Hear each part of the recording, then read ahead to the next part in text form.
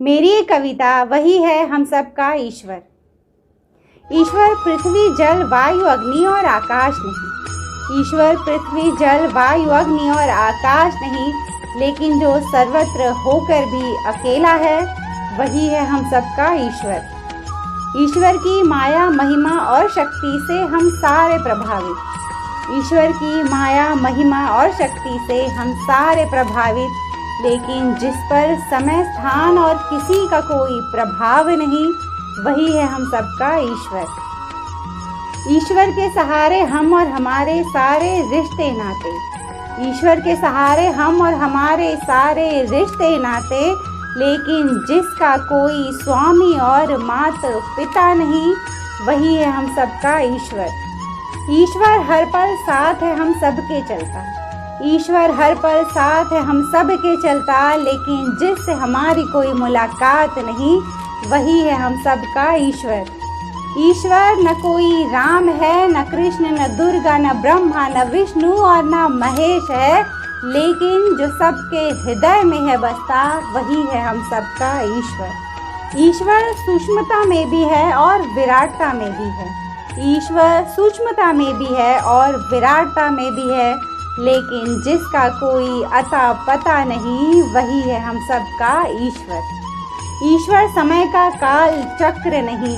ईश्वर समय का काल चक्र नहीं, लेकिन भूत वर्तमान भविष्य में जो हमेशा से व्याप्त है वही है हम सबका ईश्वर। जन्मा तो मरना होगा और जो ना मरा वो अमरता को प्राप्त होगा। जन्मा तो मरना होगा और जो ना मरा वो अमरता को प्राप्त होगा, लेकिन जो है अजन्मा वही है हम सबका ईश्वर।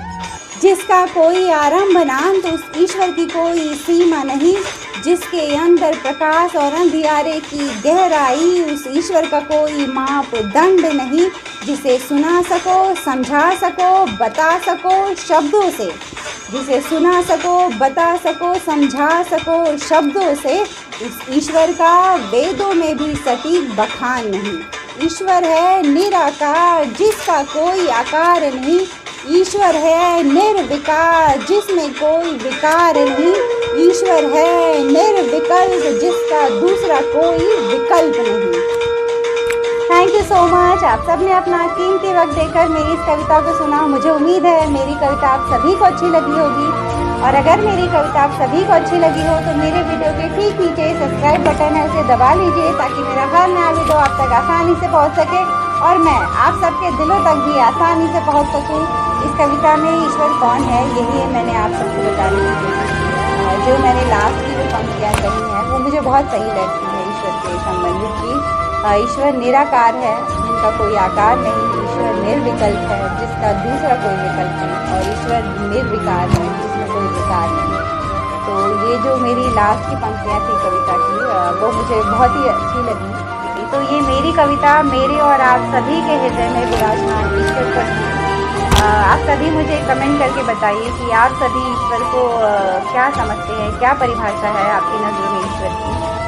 कमेंट करके आप सभी मुझे बताइए। चलती हूँ एक और नए वीडियो में, आप सबसे मेरी मुलाकात रहेगी। तब तक उसके करीब रहिएगा। किसके?